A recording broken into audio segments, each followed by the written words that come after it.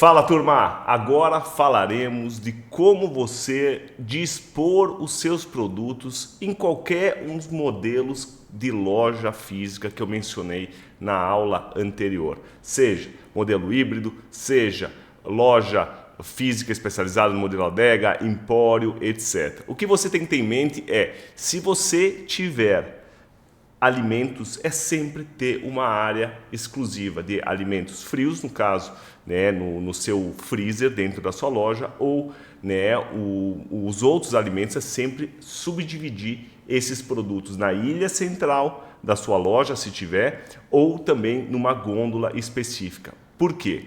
A organização dos produtos na gôndola, ela é uma forma, né, de você orientar e também auxiliar na condução da jornada do cliente dentro desse estabelecimento e principalmente para ele reduzir o tempo de escolha do produto e principalmente aumentar o ticket médio. E aqui a gente vai falar muito sobre os principais perfis de planograma, que é essas subdivisões, e quais são os mais aplicados hoje no Brasil, e também em alguns outros pontos que você pode estar se diferenciando. Então é muito importante essa aula, porque você vai estar criando esse composto de serviço e experiência e também agregando valor, né, na assertividade do seu atendente ou também da jornada do seu cliente. Então, a grande importância de um planograma bem executado é você levar uma maior experiência para o seu cliente. Dito isso, né, no vinho, por que o planograma ele é tão importante? Gente, imaginem só o cliente chegando num supermercado, tá? E aí ele vai na gôndola do vinho, na gôndola da cerveja. A gôndola da cerveja é muito fácil, gente. Tem verde, amarelo e vermelho. Budweiser, Skol e Heineken.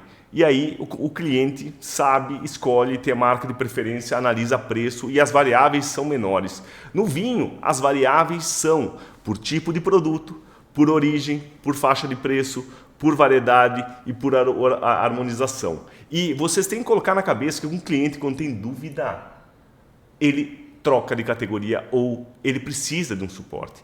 E aí começa, né, um grande movimento de a especialização do atendimento. Então, um cliente de vinho, quando ele dá um passo à frente nessa bebida, ele já vai em ambientes especializados, e o varejo especializado hoje no Brasil é o que mais cresce. Então essa subdivisão, ela é importantíssima para você melhorar o seu fluxo de circulação da loja, e aí entender as gôndolas, as ilhas, né, os pontos frios, que são o que é ponto frio? É os pontos onde você vai gelar ou não o produto, tem no freezer ou não, né? Ou tem no freezer para espumantes brancos e rosés, ou tem no freezer também para alguns produtos congelados, etc. Então, você definir a questão do fluxo de circulação na loja, e aí eu vou dar algumas dicas importantes para vocês. A exposição adequada é você definir qual é o modelo de exposição.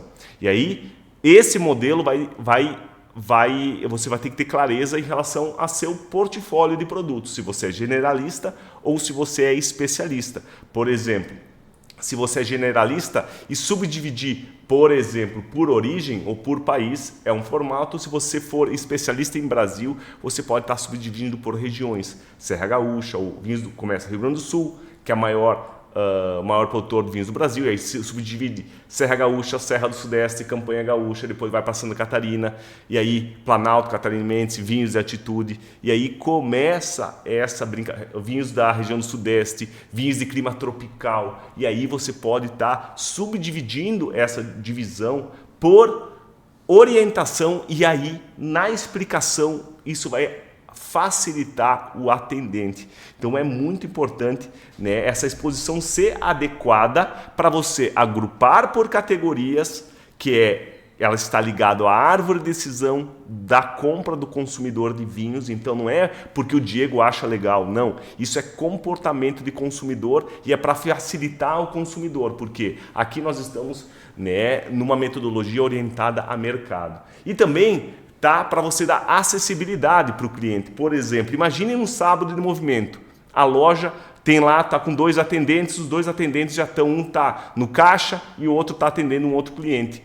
Isso vai ajudar o cliente a se autonavegar, ou seja, na loja ele, quero vinho português. Então ele já vai lá para os vinhos portugueses e lá você vai dispor, dentro da origem Portugal, você vai dispor as faixas de preço, os itens que você mais quer vender, ou a faixa de preço que você mais vende, colocar na zona quente ou perto dos olhos, e aí ele vai estar lá em Portugal e aí você vai dispor todos os produtos portugueses para facilitar. Ou ele gosta de Malbec, e aí ele vai lá, né, na Argentina, que é referência, mas aí você pode estar indo para a França, Cahors, por exemplo, de aqui tem Cahors, tem Malbec também lá da Campanha Gaúcha, e assim vai conduzindo essa experiência e essa jornada. Então, primeiro nós vamos entender os tipos de exposição. Primeiro, né, você vai expor por produto, é um tipo, por exemplo, eu já apliquei eu já implementei, eu sou do consultoria na Jolimon, né, e ela tem lojas próprias, tá? Só da marca dela, já tá com mais de 20 lojas hoje, né, principalmente em Gramado e Canela, mas tem algumas lojas no Brasil. Então, ela subdividiu por tipo de produto, começou pelos sucos que tem, depois iniciou com os espumantes, com os brancos, e aí começou por intensidade, os brancos sem carvalho, para os brancos com estágio em carvalho, né, para ter essa lógica, e aí depois foi para tintos, começou tintos varietais leves, para tintos mais encorpados e reservas, e aí a gente segmentou só espumantes, criamos uma seção, porque eles vendem muito moscatel, né, uma seção só para o moscatel, e aí a gente teve uma seção lá dos mais vendidos. Então esse foi um exemplo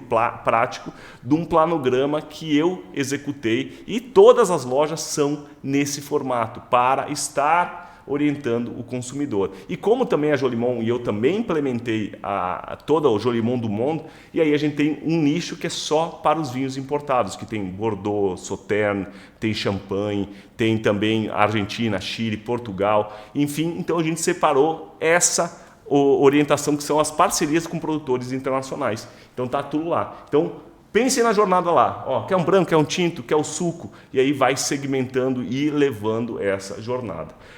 Ou você pode estar segmentando por, né, primeiro por tipo de produto, por estilos, né, que nem eu falei, mais leves, mais encorpados, né, mas você pode estar subdividindo também na origem. Tá? O planograma ou a disposição mais utilizada hoje no Brasil é por origem, né, porque antes do consumidor de vinho escolher a variedade ou a marca, ele escolhe a origem. Tá? E aí é importante, né, sempre você ter uma regrinha, vinhos sul-americanos, daí começa Brasil, Chile, Argentina, Uruguai, né, se tem Peru ou Bolívia, que tem alguns vinhos da Bolívia, pode estar colocando outros dentro da América Latina, e aí depois colocar velho mundo, né, enfim, Europa principalmente, e aí está subdividindo Portugal, Itália, França, Espanha, e aí tu pode ter uma outra seção, né, que são outras regiões, se você tem leste europeu, se tem, por exemplo, a Austrália, a África do Sul, você pode estar colocando nesses outros, né? Então, sempre ter essa disposição por origem, né, vinhos sul-americanos, né, e depois a gente ir para vinhos europeus. E também um outro ponto importante, quando a gente fala em espumantes, né, tu vai pensar, vou colocar espumantes lá na Gôndola do Brasil e cavas na Espanha. Não, aí tu tem uma seção exclusiva para espumante. Então, o espumante é a única categoria que foge da regra, onde a gente coloca tudo agrupado. Se você trabalha com espumantes de várias origens, agrupe só em espumante.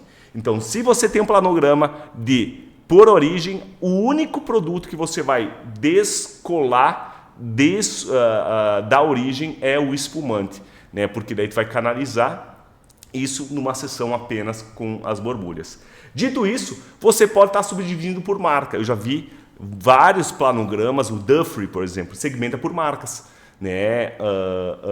Ou algumas lojas também, né, que tem até patrocínio das marcas, subdividiram por marcas. Tem um mentorando meu, que é a Enoteca 75, que é focado em vinhos brasileiros, mas ele tem também vinhos importados, 90% são vinhos nacionais, e ele tem a segmentação por marca.